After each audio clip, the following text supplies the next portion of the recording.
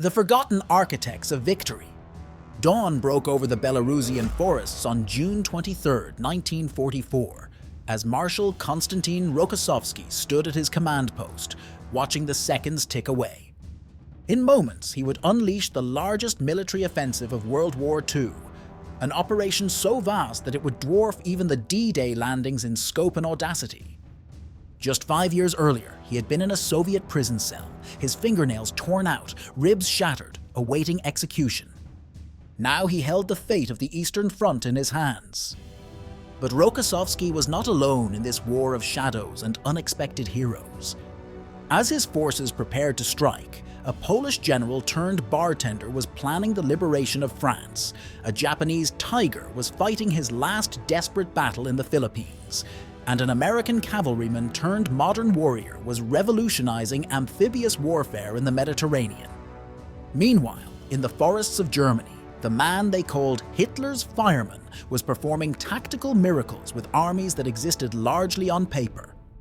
These are not the commanders you'll find in most histories of World War II. You won't see their faces on the History Channel or their quotes on motivational posters.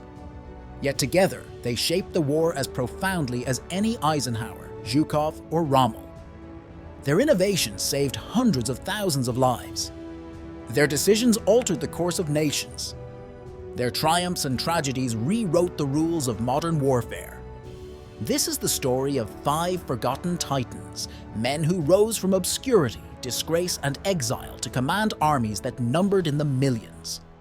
Their tales intersect at the crossroads of genius and tragedy, of triumph and betrayal, of innovation and desperation. They are stories of men who led from the front, who transformed defeat into victory, and who often paid the ultimate price for their dedication. In their shadows lurks a deeper truth about power, leadership, and the cruel ironies of history. For in war, as in life, fame rarely aligns with impact. The architects of victory are not always those who stand atop the podium when the parades begin. Sometimes they're the ones serving drinks at the victory celebration. These are their stories. From the Gulag to glory, the rise of Konstantin Rokossovsky. The door to cell 23 creaked open in Moscow's Kresty prison. 2 NKVD officers dragged out what remained of Konstantin Rokossovsky, once one of the Red Army's most promising cavalry commanders, now a broken man with shattered teeth and crushed fingers. It was 1939, and after 2 years of torture, he assumed this midnight extraction meant his execution had finally arrived. Instead, they handed him back his uniform. Stalin needed commanders. The same paranoid regime that had decimated its officer corps now faced war with Nazi Germany. The decision to retrieve Rokossovsky from the abyss would prove one of history's great ironies and arguably save the Soviet Union from collapse. Born to a Polish railway worker in Warsaw, young Kostya learned warfare not in staff colleges, but in the savage crucible of World War I and the Russian Civil War. By age 17, he was leading cavalry charges against the White Armies. By 20, he'd earned a fearsome reputation for lightning raids that seemed to defy military logic. "He thinks in movements," one early commander noted, while others think in positions. But it was in prison where Rokossovsky developed his most crucial skill: patience. While other generals would later rush their men into German guns for political favor, he would meticulously craft operations that preserved his soldiers' lives. The man who had endured torture without breaking now refused to break his men needlessly. His return to command in 1940 revealed a transformed leader. The dashing cavalry officer had become a master of modern warfare. While others clung to outdated doctrine, Rokossovsky orchestrated complex ballets of tanks, aircraft, and infantry. He installed radios in every vehicle, a revolutionary step in an army that preferred simple command structures. "Modern war," he wrote in a memo that nearly got him rearrested, "is won by communications as much as ammunition." The German invasion in 1941 found him commanding the 9th Mechanized Corps. As other Soviet formations collapsed, Rokossovsky conducted a fighting retreat that saved much of the Kiev garrison. Wehrmacht officers noted with growing concern that wherever this particular Russian commander appeared, their advances stalled. But it was at Moscow where his genius first fully emerged. With temperatures plunging below -40 degrees Fahrenheit, Rokossovsky's 16th Army held the crucial center of the Soviet line. German intelligence estimated his force at 2 armies. He had barely half of one. Through brilliant deception and the careful husbanding of resources, he fooled the Wehrmacht's best commanders. When the Soviet counteroffensive finally struck, his sector achieved the deepest penetration. The man who had once been prisoner number 1 B-238 was about to become Stalin's most reliable commander, though never his favorite. Unlike other generals who promised easy victories, Rokossovsky rejected political expediency for strategic sense. In one famous incident, he dared to contradict Stalin's plan for Operation BGRation 3 times in one meeting. When Stalin asked if he was having trouble with his hearing, Rokossovsky replied, "My hearing is perfect. It's the plan that's flawed." That same operation would soon become the largest successful military offensive in history. But on this cold morning in 1940, as he donned his uniform with broken fingers, such triumph seemed impossible. The guard who returned his belt and boots whispered, "You're lucky, Konstantin Konstantinovich. Most don't come back." Rokossovsky merely nodded. He had already learned the lesson that would make him one of history's great commanders. Luck was not enough. In modern war, survival required something more, a combination of patience, innovation, and the wisdom to know when boldness must bow to necessity. His cell door closed for the last time. The man who emerged would never again be the same swashbuckling cavalry officer who had entered. In his place stood something far more dangerous, a commander who had seen the future of warfare from the wrong end of a prison interrogation.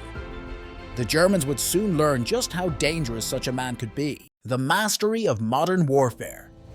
The morning of June 23, 1944, brought an unnatural darkness to the German front lines. Nearly 2,500 Soviet artillery pieces opened fire simultaneously, their massive barrage blotting out the rising sun with smoke and debris. Operation BGRation had begun, but its architect was nowhere near the command bunker, where his peers huddled over maps. Konstantin Rokossovsky instead stood in a forward observation post, watching through binoculars as his masterpiece unfolded. "Artillery is the god of war," he'd once written, "but coordination is its prophet." Before him, the greatest concentration of firepower ever assembled was conducting a symphony he'd spent months composing. The Germans had expected the main Soviet thrust to come in Ukraine. They never imagined their enemy could mass such forces in Belarus without detection. But Rokossovsky had perfected the art of military deception during his years fighting alongside Mongolian cavalry units in the 1920s. Now he employed those lessons on an unprecedented scale. Fake radio traffic suggested army movements that didn't exist. Dummy tanks, inflatable decoys that looked real from Luftwaffe reconnaissance heights, sat in false assembly areas. Meanwhile, real tank armies moved only at night, hiding under camouflage nets by day. The German Army Group Center, considered the Wehrmacht's strongest formation, was about to be hit by a sledgehammer they didn't even know existed. The operation's true innovation lay not in its size, but its synchronization. Previous Soviet offensives had battered through German lines with brute force. Rokossovsky instead orchestrated what he called the breakout symphony. Artillery would shift from destruction to disruption precisely as tanks reached the German main line. Air support would transition from bombing to strafing in exact coordination with infantry advances. Every element moved in harmony with the others, each multiplication making the whole exponentially more effective. "Modern warfare," he told his staff, "is like conducting an orchestra where every musician has a loaded gun pointed at his head."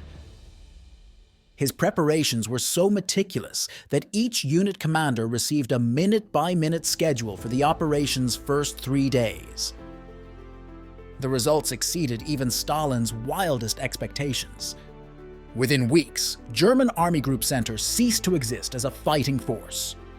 The Wehrmacht suffered nearly 400,000 casualties, losses that would have broken any other army in history. The Soviet advance covered 170 miles in its first 5 days, liberating most of Belarus and opening the road to Warsaw. But in typical fashion, Rokossovsky focused on a different metric. His casualties were lower than any comparable Soviet operation of the war. While other commanders measured success in enemy dead, he evaluated it in soldiers saved. A commander who needlessly sacrifices his men, he noted in his diary, sacrifices his soul as well. Perhaps most remarkably, he achieved this victory while fighting 2 battles simultaneously. Even as his forces smashed through German lines, he waged a constant rearguard action against Stalin's interference. The Soviet leader demanded faster advances, straight-line attacks, and dramatic encirclements that would look good on maps. Rokossovsky instead employed an innovative branching operations approach, where each success opened new possibilities rather than following a rigid plan. This flexibility proved crucial when the Germans began to adapt. As their front collapsed, individual German units showed remarkable resilience, creating hedgehog defensive positions that threatened Soviet supply lines. Rather than batter these positions head-on, Rokossovsky simply bypassed them, leaving them to wither on the vine as his mobile forces surged forward. The operation ultimately became more than just a military victory. It represented the culmination of Rokossovsky's vision for modern warfare. Speed, deception, and coordination replaced the brute force attacks that had characterized earlier Soviet offensives. It was a glimpse of future warfare, where the side that could orchestrate complexity would triumph over mere strength. Years later, NATO analysts studying the operation would conclude that it represented the perfect storm of modern military operations. They never knew that its architect had conceived much of it during sleepless nights in a prison cell, where he'd had nothing but time to reimagine the art of war. As the dust settled over Belarus that summer, even Stalin had to acknowledge Rokossovsky's genius. The former prisoner had delivered the greatest offensive victory in military history. But characteristically, Rokossovsky himself focused on a different achievement. His casualty reports showed that through careful planning and coordination, he'd saved tens of thousands of his men from death. For a man who had stared into the abyss of Stalin's prisons, this was the sweeter victory. The Tiger unleashed a revolutionary campaign in warfare. The British officers at Singapore's Fort Canning bunker stared in disbelief at their tactical maps on December 8, 1941. Japanese forces were advancing down the Malay Peninsula, not in tanks, but on bicycles. It had to be a joke or a mistake in intelligence. The Gibraltar of the East was defended by 85,000 men, heavy coastal guns, and the largest concentration of British military power in Asia. Yet somehow, a Japanese force 1/3 their size was slicing through their defenses like a hot knife through butter. At the head of this extraordinary advance rode General Tomoyuki Yamashita, a man the British had fatally underestimated. The son of a village doctor, he'd spent years studying British military doctrine, identifying not its strengths, but its blind spots. Now, he was about to turn those insights into one of the most audacious campaigns in military history. "The British expect us to fight their way," he told his staff officers before the invasion. "We will instead fight no way they have ever seen." His plan defied every military convention of the time. While other Japanese commanders demanded tanks for the Malayan campaign, Yamashita requested bicycles. Thousands of them. When his superiors questioned this decision, he simply pointed to Malaya's terrain: dense jungle, narrow roads, and countless bridges that couldn't support heavy armor. His soldiers carried only essential equipment and lived off the land, moving at speeds the British thought impossible in jungle conditions. Each man maintained 2 bicycles, one for riding, one for parts. When resistance was encountered, they simply melted into the jungle, reappearing miles away behind British positions. The defending forces, trained for set-piece battles and dependent on motorized transport, found themselves constantly outmaneuvered by what one British commander despairingly called this infernal bicycle blitzkrieg. But Yamashita's true genius lay in psychological warfare. He knew the British expected any invasion to come from the sea, so he gave them exactly what they feared, but as a deception. Small Japanese boats would appear off the coast, drawing British forces to the shoreline. Meanwhile, his main force would strike inland positions left vulnerable by these redeployments. The results were devastating. In one remarkable week, his forces advanced 300 miles, destroying or capturing 60% of the British armor in Malaya. Years later, British military historians would discover that much of this success came from an unlikely source. Yamashita had studied their own colonial campaigns against the Boers. He'd simply adapted those tactics for the jungle, turning Britain's historical strengths against them. His masterstroke came at the Slim River, where British forces had prepared what they considered an impregnable defensive line. Rather than assault it directly, Yamashita sent a small force of bicycle-mounted infantry on a 60-mile overnight ride through supposedly impassable jungle. They emerged at dawn behind the British positions, creating such confusion that the entire defensive line collapsed. In just 7 hours, the British lost nearly a quarter of their remaining armor in Malaya. As his forces approached Singapore, Yamashita faced a critical decision. His army was exhausted, running low on ammunition, and down to its last few days of food. The logical choice was to pause and resupply. Instead, he pushed forward even faster. Through his intelligence network, he'd learned something crucial. British commanders believed he had over 100,000 men. In reality, he had barely 30,000 combat troops left. In warfare, he wrote in his diary, perception becomes reality.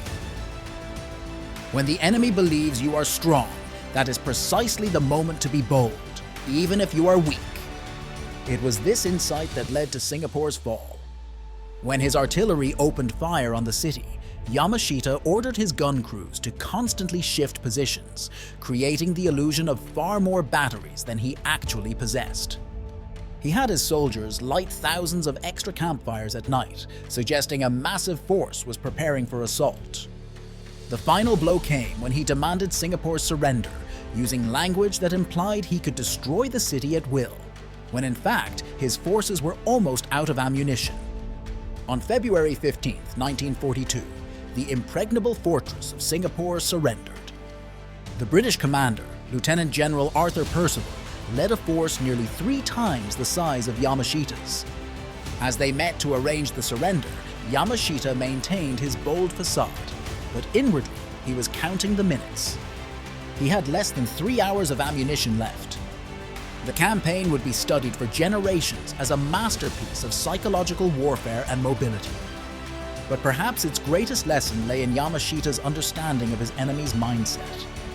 He had won not by overwhelming force, but by comprehending how his opponents thought and then thinking differently. The Tiger of Malaya had changed the face of warfare, proving that in the modern age, innovation and psychological insight could trump sheer military power. The British Empire would never recover from the shock. The last stand of Tomoyuki Yamashita. The Philippines, October 1944. As American forces stormed the beaches of Leyte Gulf, Tomoyuki Yamashita faced an impossible task. Imperial command had handed him a shattered army, depleted supplies, and orders that defied military logic. Defend the Philippines at all costs.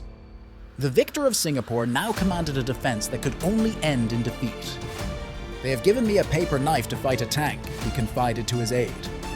Yet in this final campaign, Yamashita would demonstrate that military genius shows itself most clearly not in victory, but in the art of managing inevitable defeat.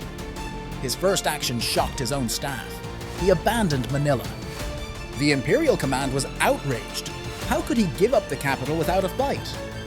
But Yamashita saw what others refused to acknowledge. In an age of overwhelming American air power and naval superiority, defending cities was military suicide. Instead, he divided his forces into 3 groups and moved them into the mountains of Luzon, creating what he called living fortresses. American commanders, expecting another Singapore-style masterstroke, found themselves instead facing a new kind of defensive warfare. Yamashita's forces created interconnected strong points in the mountainous jungle, each positioned to support the others. When American forces concentrated against one position, the others would launch raids on their supply lines. When the Americans shifted to attack another strong point, the cycle would repeat.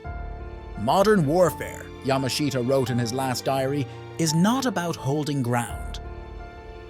It is about making the enemy pay such a price for it that even victory becomes a form of defeat. The Americans called it the Invisible War. Yamashita's forces seemed to be everywhere and nowhere. General MacArthur, expecting to conclude the Philippines campaign in weeks, found himself bogged down in months of costly mountain warfare. American casualties mounted as each Japanese position had to be taken by direct assault. But Yamashita's brilliance extended beyond tactics. Facing severe supply shortages, he organized his forces into self-sufficient units, each capable of growing their own food and manufacturing ammunition from salvaged materials. When fuel ran out, he converted vehicles to run on charcoal. When radio batteries died, he established a network of runners who moved through hidden mountain trails. Most remarkably, he maintained iron discipline among his troops even as Japan's situation became hopeless. While other Japanese commanders launched suicidal banzai charges, Yamashita forbade them. A soldier's duty, he told his men, is to live for his country, not just to die for it. The end came not with a dramatic final battle, but with Emperor Hirohito's surrender broadcast in August 1945. Yamashita emerged from his mountain headquarters to surrender an army that was still intact and fighting, a unique achievement among Japanese forces in the Pacific. What followed would prove as controversial as his military career. The American occupation authorities charged him with war crimes committed by naval forces in Manila, forces that had explicitly disobeyed his orders to evacuate the city.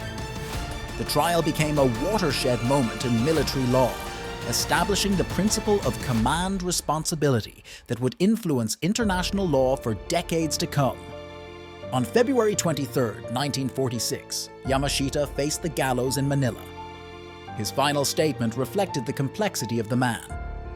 I believe that the series of battles shows the courage of the officers and men under my command. However, I am going to die by your hand now, for the simple reason that we have lost the war. As he climbed the 13 steps to the gallows, witnesses reported that he maintained the same calm dignity that had characterized his last campaign. His final words were not recorded, but those who served with him remembered something he had told his staff in those last days in the mountains. Victory and defeat are but two sides of the same coin. The art of leadership is to find honor in both. The Tiger of Malaya's last campaign rewrote the book on defensive warfare. His techniques would be studied and adapted by Vietnamese generals in their war against both France and America, and his principles of dispersed mountain warfare would influence military doctrine well into the 21st century. In the end, Yamashita's greatest contribution to military history might not have been his stunning victory at Singapore, but rather his demonstration that even in defeat, a commander's primary duty is to his men and his principles. As one American general later noted, in victory, Yamashita showed us the future of mobile warfare. In defeat, he showed us something perhaps more valuable, the honor in fighting a lost cause well. The Master of Defense, Walter Model's Tactical Innovations. Moscow, January 1944. As Soviet armies steamrolled westward, Hitler's generals proposed a stark choice: either abandon vast stretches of territory or face total annihilation. Hitler, as usual, demanded that every inch be held. Into this impossible situation stepped Walter Model, a man whose specialty was turning military impossibilities into merely difficult challenges. "Give me a crisis," he once remarked to his staff, "and I will show you how an army learns to dance." The son of a music teacher, Model approached warfare with an artist's eye for improvisation. While other German commanders clung to rigid defensive lines, he created what he called defense in depth through movement, a fluid system where units would shift like mercury, flowing around Soviet attacks rather than trying to stop them head-on. His first action upon taking command of Army Group North was characteristically unorthodox. He ordered his headquarters dismantled. A static headquarters, he declared, creates static thinking. Instead, he ran his army group from a convoy of converted buses that moved constantly behind the front lines. His staff officers learned to write reports while bouncing along rutted Russian roads, and his radio operators mastered the art of maintaining communications on the move. The Soviets soon discovered that attacking Model's sectors was like punching a rubber sheet. Their forces would penetrate deeply, only to find themselves caught in an elaborate trap. He would allow Soviet armored spearheads to advance, then cut them off with mobile reserves hidden in forests and villages. One Soviet general complained that fighting Model was like trying to grab smoke. His greatest innovation came in response to Soviet artillery superiority. Rather than building traditional trench lines, he created what he called defense islands, small, self-sufficient strong points that could support each other with interlocking fields of fire. Between these islands, he left apparent gaps that were actually killing zones, pre-registered for artillery fire. Soviet attacks would flow into these gaps only to be caught in devastating crossfires.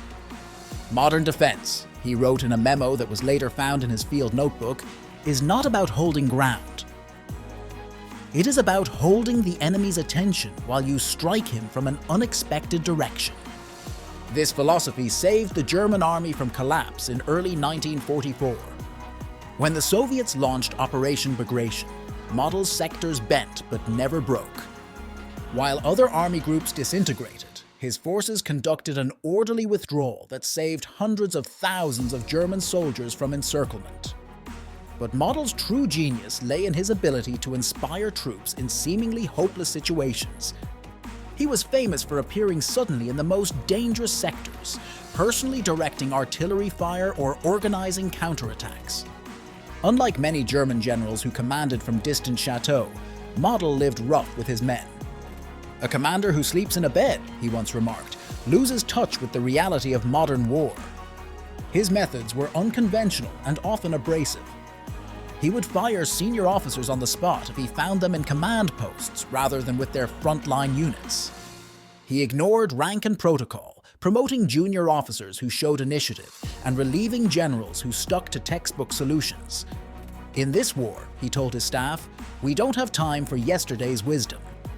When ammunition ran low, he developed what he called the artillery waltz, moving his few remaining guns constantly to create the impression of much larger forces. When fuel shortages immobilized his tanks, he dug them in as pillboxes at critical road junctions, creating defensive positions that could be held by a handful of men.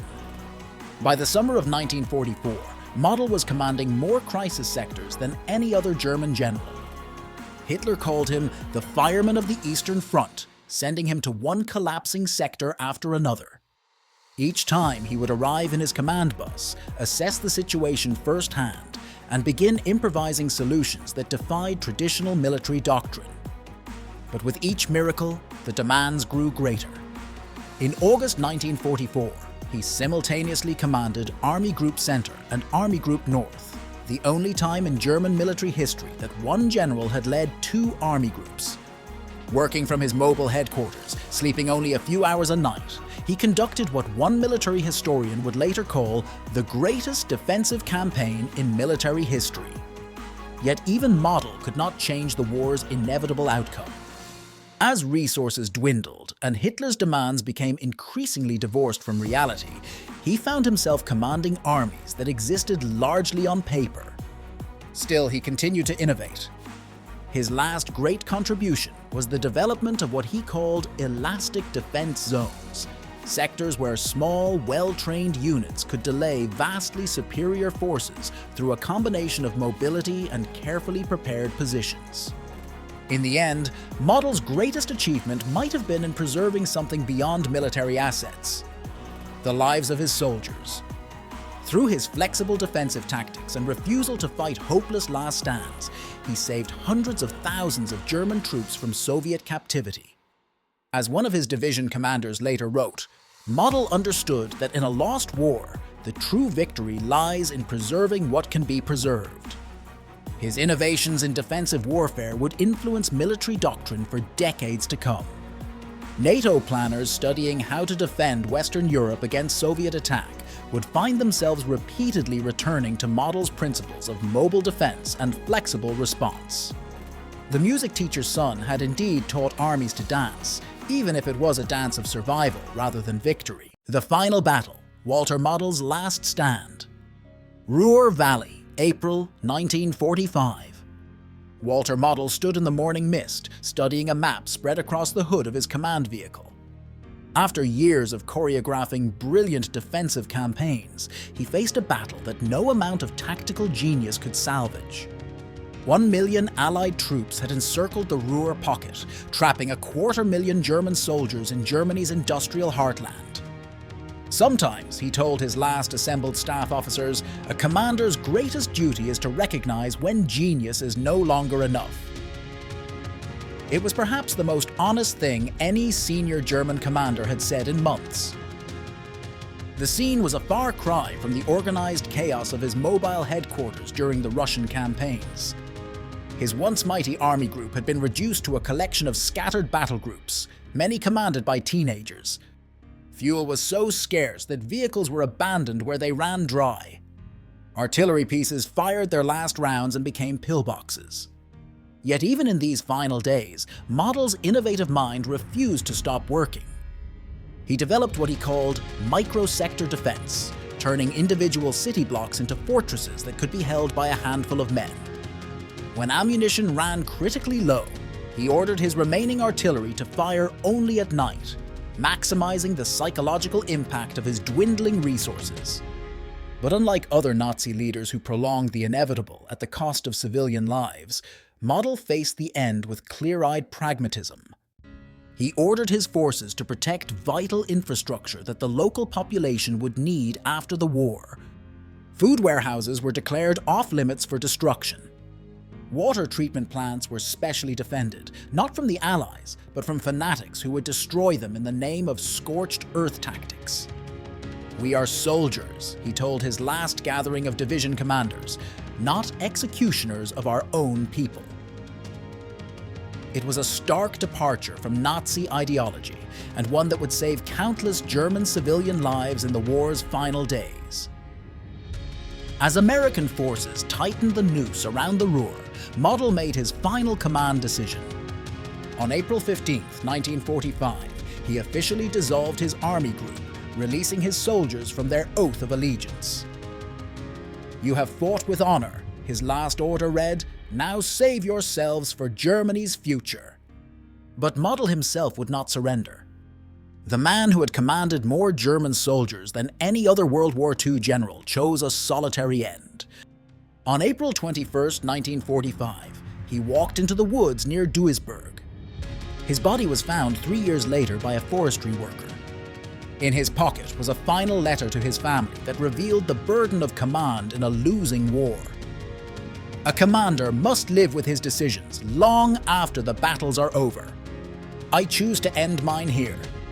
He had left one final order: his remaining staff should burn all his papers.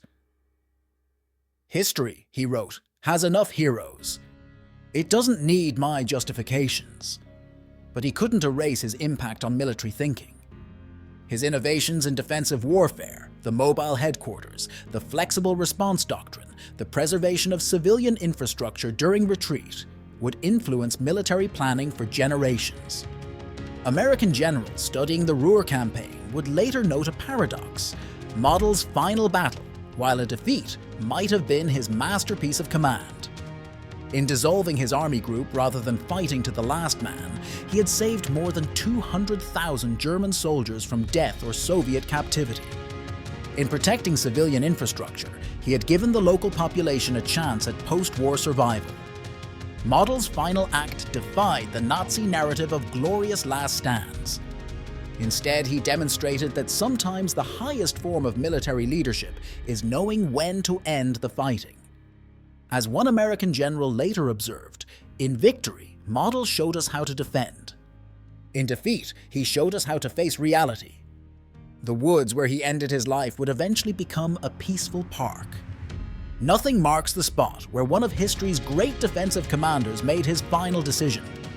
Perhaps that's fitting for a man who believed that true military genius lay not in monuments or victories, but in preserving what could be preserved when all hope of victory was gone. Years later, a German soldier who served under him in those final days would write, "Model taught us that there is honor even in managing defeat." In the end, he saved more lives by losing well than many generals saved by winning. Would you like to continue with the story of Stanisław Maczek? His journey from defending Poland to commanding British forces offers a remarkable contrast, a story of resilience and adaptation that ends not in tragedy, but in a strange kind of triumph. The remarkable journey of Stanisław Maczek. France, June 1940. As German tanks rolled through the Ardennes, a lone Polish armored unit struck back with unexpected ferocity. At its head rode Stanisław Maczek, a man who had already lost one country and wasn't about to watch another fall without a fight. His improvised battle group had just destroyed 12 German tanks without losing a single vehicle, a feat that made his German opponents check their maps in disbelief. "Who is this Polish madman?" one captured German officer demanded. The answer was complex. A former Austrian mountain warfare instructor turned Polish tank commander, now fighting under French colors. But Maczek's true identity was something even more remarkable. He was the architect of a revolutionary approach to armored warfare that would eventually help liberate the same Europe that had abandoned his homeland. Born in the Austrian partition of Poland, Maczek had learned mountain warfare in the Habsburg army. This unusual background gave him a unique perspective on mechanized combat. "Mountains teach you to think in 3 dimensions," he wrote in his field journal. "Tanks should move the same way, not just forward and back, but using every fold in the ground, every natural feature." When Poland fell in 1939, Maczek refused to surrender. He led his men on an 800-kilometer fighting retreat, crossing 4 countries to reach France. Along the way, he developed tactics that seemed to defy conventional military wisdom. His units would strike from unexpected directions, using terrain features that other commanders considered impassable for tanks. In France, commanding a hybrid force of Polish and French troops, he demonstrated these principles with devastating effect. While French armies crumbled around him, Maczek's battle group remained undefeated. His units would appear suddenly from supposedly impassable terrain, strike German supply lines, then vanish before counterattacks could be mounted. But France too would fall. Again, Maczek refused to accept defeat. He organized an extraordinary evacuation, moving his entire command across France to the Spanish border, then up through Spain and Portugal to England. Not a single able man was left behind, a feat unmatched by any other Allied unit during the collapse of France. In Britain, Maczek faced his greatest challenge, rebuilding an armored division from scratch. The British Army gave him their cast-off equipment and problematic recruits, expecting little from these Polish exiles. Maczek turned this seeming weakness into strength. "When you have nothing," he told his men, "you can create something entirely new." He transformed the 1st Polish Armored Division into what one British inspector called the most unorthodox and effective armored unit I have ever seen. His gunners trained to fire on the move, a skill most British units considered impossible. His tank commanders learned to operate independently, making tactical decisions without waiting for orders. Most remarkably, he developed a system of combined arms warfare, where tanks, infantry, and artillery operated as seamlessly integrated teams. "War," he noted in his training manual, "is not won by individual weapons, but by their perfect cooperation." It was a lesson learned from his mountain warfare days, where success depended on coordinating multiple elements in complex terrain. The British High Command remained skeptical until Operation Totalize in August 1944. Maczek's division spearheaded an attack into heavily defended German positions south of Cayenne. Instead of following the standard British practice of methodical advances, his units executed what he called rolling thunder, a continuous movement that kept the Germans off balance. In 48 hours, the Polish First Armoured had advanced farther than any Allied unit since D-Day. German prisoners expressed shock at facing tanks in terrain they had considered tank-proof. Maczek's mountain warfare experience had paid off. His units simply went where the Germans thought tanks couldn't go. But Maczek's finest hour came during the Falaise pocket battle. While other Allied commanders argued about how to close the German escape route, Maczek took action. He positioned his division athwart the German escape route at Montormel, a move so audacious that both his British superiors and German opponents initially thought it impossible.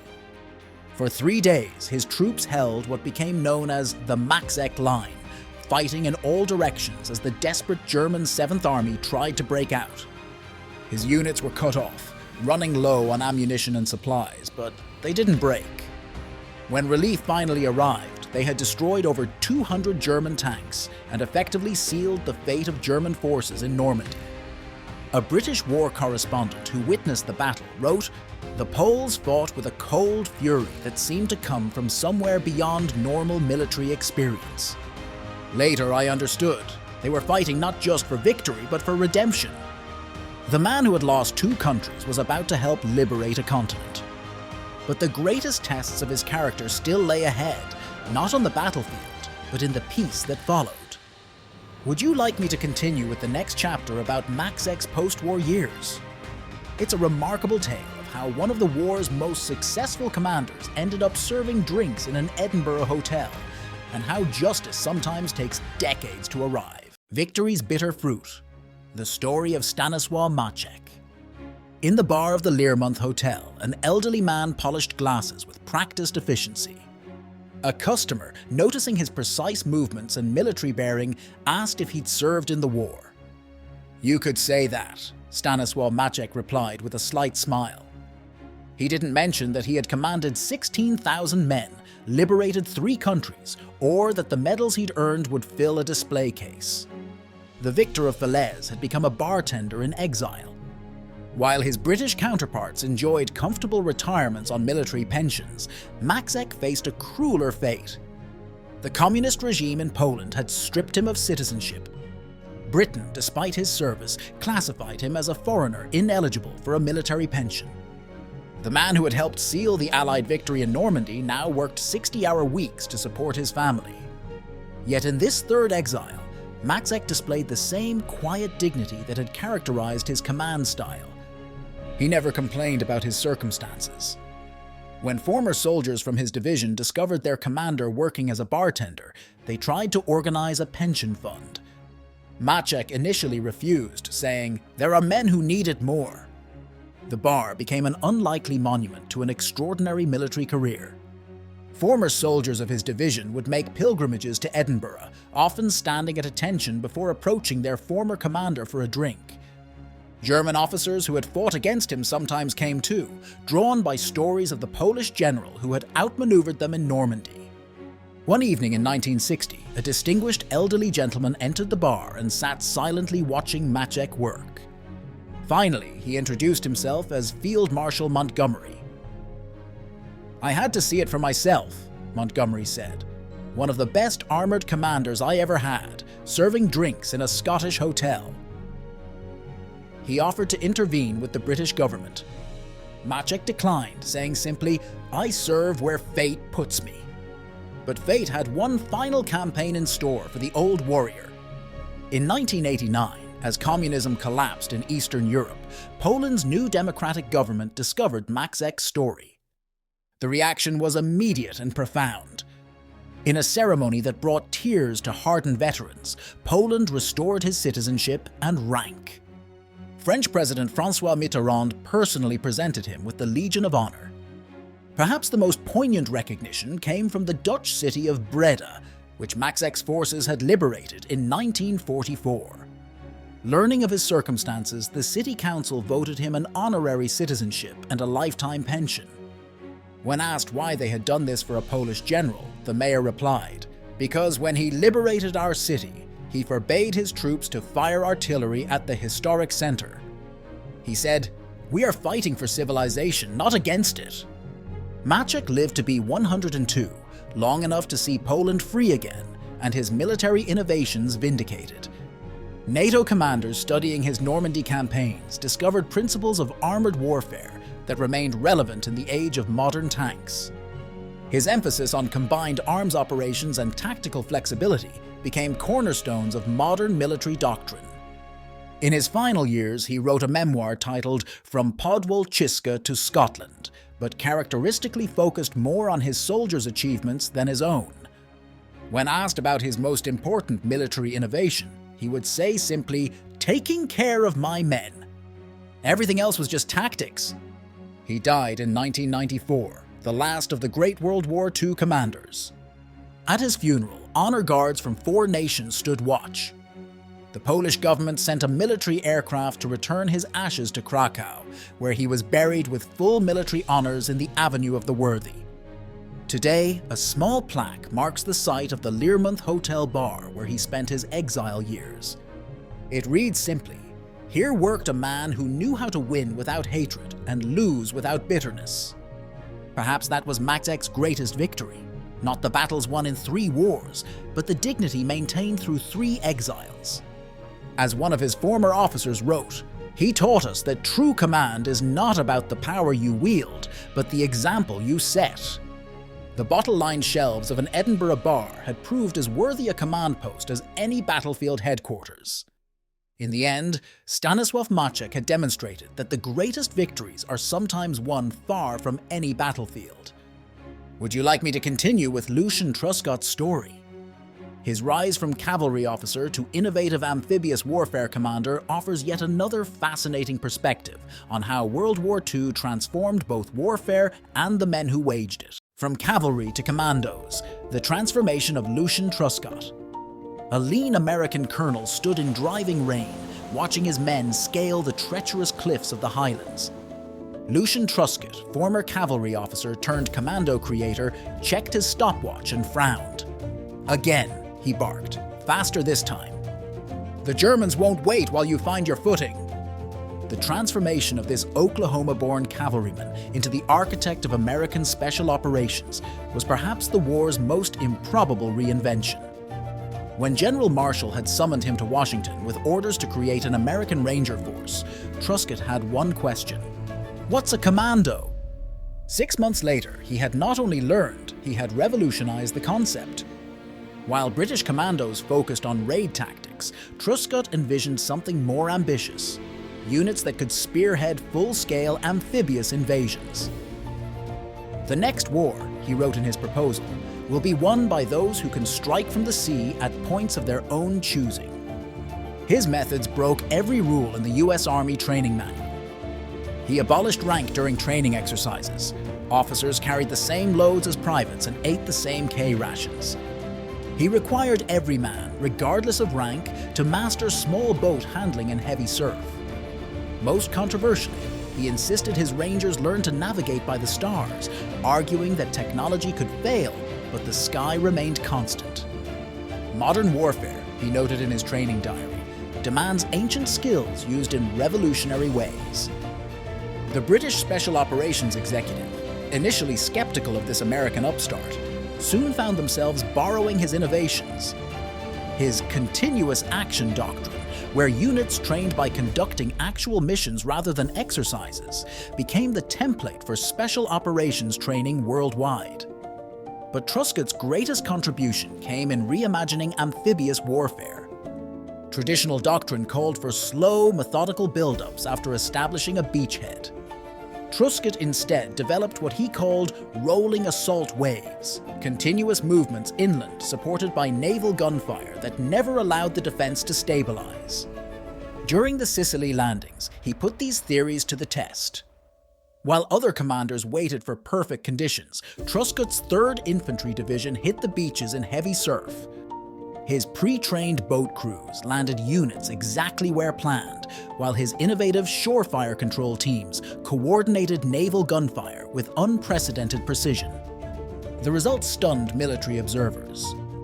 His division penetrated 12 miles inland on the first day, a record for amphibious operations that would stand for the rest of the war. German prisoners reported complete disorientation, unable to distinguish between the actual landing sites and Truscott's elaborate feints. What truly set him apart, however, was his presence on the battlefield. Unlike most division commanders who directed from command ships, Truscott landed with his forward elements. He carried a rifleman's pack and wore a private's helmet, distinguishable as a general only by the stars hand-painted on his collar. A modern commander, he wrote, must see the battlefield through his soldiers' eyes. This wasn't just philosophy. His forward presence allowed him to make rapid decisions that transformed the Sicilian campaign. When informed that a crucial hill position was untakeable, he personally reconnoitered the ground and found a goat path that allowed his rangers to outflank the entire German defense. During one crucial assault, he joined a ranger platoon pinned down by heavy fire. The platoon leader began apologizing for their lack of progress. Truscott interrupted him. "Son, I didn't come here to listen to excuses. I came to help you figure out how to take that hill." Together, they worked out a solution combining naval gunfire with small unit infiltration that became a template for future operations. His greatest innovation, however, was psychological. He understood that modern warfare required a new type of leader, one who could think across traditional military boundaries. His rangers were trained not just in combat skills, but in naval operations, air support coordination, and even diplomatic interaction with civilian populations. "Tomorrow's battles," he told his officers, "will be won by those who can integrate all forms of power, not just military force."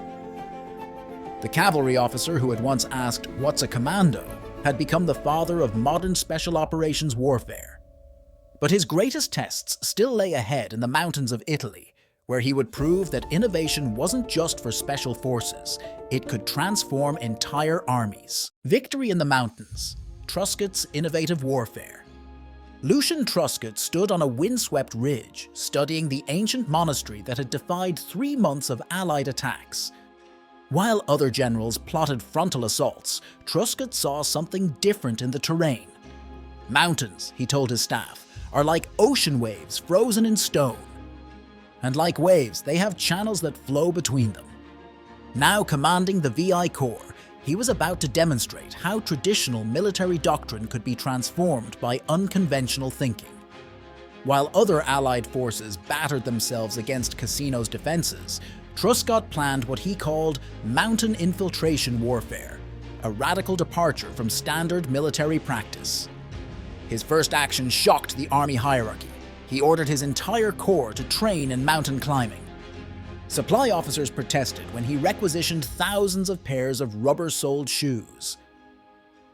"The Germans guard the peaks," he explained, "but who guards the cliffs they think impassable?"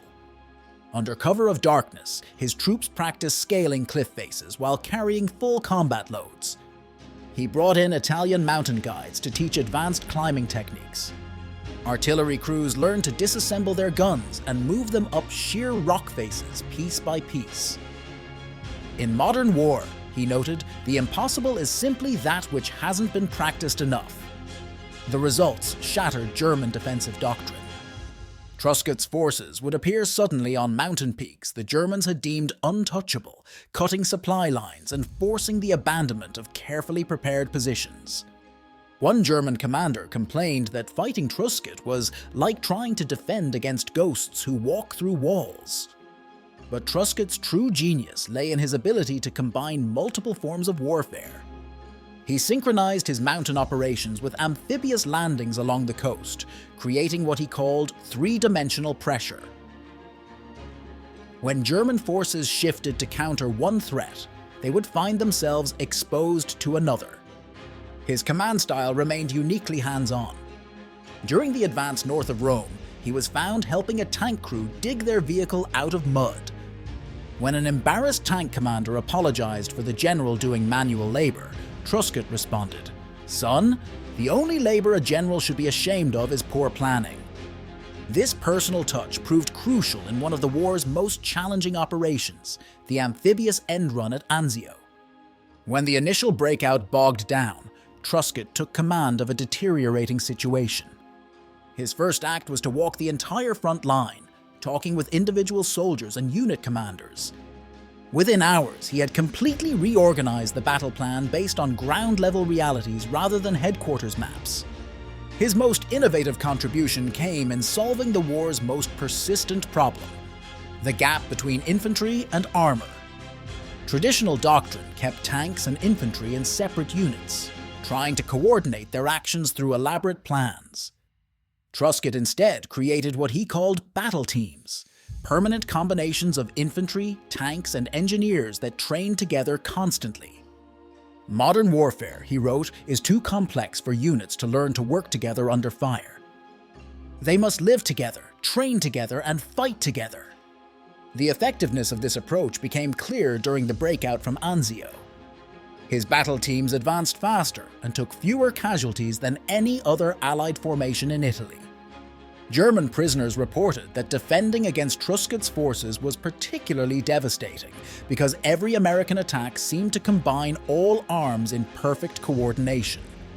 As the war in Italy ground toward its conclusion, Truscott received command of the Fifth Army, the first and only time in US military history that a lieutenant general rose from the lowest commissioned rank to army command in one war. His final innovation was characteristically focused on saving soldiers' lives rather than achieving personal glory. As the German army in Italy collapsed, he developed a system of targeted surrender opportunities, creating safe corridors for enemy units to surrender while maintaining pressure on those that continued to fight. The art of command, he wrote in his last battlefield dispatch, is knowing when to strike hard and when to offer the enemy a bridge to peace. After the war, Truscott's methods would influence military doctrine far beyond special operations. His concepts of integrated battle teams, three-dimensional warfare, and continuous adaptation became cornerstones of modern military thinking. The cavalry officer who had transformed himself into a commando trainer had ended up transforming warfare itself. Years later, when asked about his most important contribution to military science, Truscott responded with characteristic directness: "I just tried to fight smart instead of hard. Everything else was details." His last innovation might have been his most profound, proving that in modern warfare, the best leaders are those who never stop learning, adapting, and evolving. The mountains of Italy had taught lessons that would echo through military history. Sometimes the most valuable weapon is a mind willing to think beyond traditional boundaries. The echoes of command, transformative leadership in modern warfare. In the shadow of more famous names, Patton, Montgomery, Rommel, our 5 commanders reshaped modern warfare through innovation born of desperation. Their legacy echoes not in Hollywood films or documentary narratives, but in the fundamental principles of modern military doctrine. NATO planners in the Cold War found themselves repeatedly returning to their methods. Rokossovsky's orchestration of massive forces, Model's flexible defense, Maczek's combined arms operations, Yamashita's psychological warfare, and Truscott's integration of special operations. These weren't just tactics, they were revolutionary approaches to warfare itself. Yet their greatest contribution transcended military innovation. Each man demonstrated that leadership carries moral obligations beyond victory or defeat. Rokossovsky saved his men from futile attacks despite political pressure. Yamashita maintained discipline even in defeat. Model protected civilian infrastructure as his army collapsed. Maczek preserved his force through multiple retreats. Truscott never asked his men to face risks he wouldn't share himself. The price of such innovation was often personal. Rokossovsky bore torture scars. Yamashita faced the gallows. Model chose suicide. Maczek spent decades as a bartender. Only Truscott escaped relative obscurity, though even his innovations were often attributed to others. Today, their improvisations have become doctrine, their desperate solutions now standard procedure. But perhaps their most enduring legacy is the proof that military genius in the modern age isn't about following doctrine, it's about transcending it. They showed that leadership could transform the seemingly impossible into the achievable, not through overwhelming force, but through the courage to think beyond conventional boundaries while maintaining a moral compass. As one modern general noted while studying their campaigns, they didn't just show us how to fight differently. They showed us how to think differently about fighting itself. That might be their greatest victory of all.